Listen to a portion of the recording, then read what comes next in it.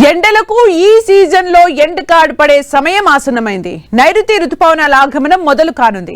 మరో 2-3 రోజుల్లో కేరళను తాకనున్నాయని ఐఎండీ ప్రకటించింది. అరేబియా సముద్రంలోని నైరుతి ఆగ్నేయ ప్రాంతాలకు, తమిళనాడులోని కొన్ని ప్రాంతాలకు రుతుపవనాలు విస్తరించనున్నాయి.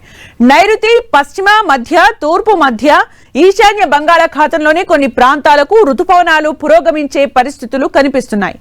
మే 26నే నైరుతి రుతుపవనాలు కేరళకు తాకొచ్చని ఐఎండీ తొలుత అంచనాలు వేసింది. మే 29న ఆ అంచనాల్ని సవరించి వచ్చే 2-3 రోజుల్లో రావచ్చని ప్రకటించింది. ఎల్నినో పరిస్థితుల వల్ల ఈసారి సాధారణం కంటే తక్కువగానే వానలు పడతాయని వాతావరణ శాఖ చెబుతోంది.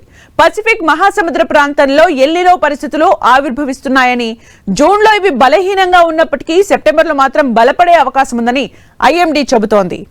రుతుపవనాల విస్తరణకు అనుకూల పరిస్థితులు ఉన్నాయి. దీంతో ఇవాళ రేపు పలు చోట్ల వర్షాలు పడే అవకాశం ఉంది. గంటకు 40 కిలోమీటర్ల నుంచి 50 కిలోమీటర్ల వేగంతో ఈదురుగాలులు వీచే అవకాశం ఉంది. నేటి నుంచి 4 రోజుల పాటు ఉష్ణోగ్రతలు తగ్గనున్నాయి.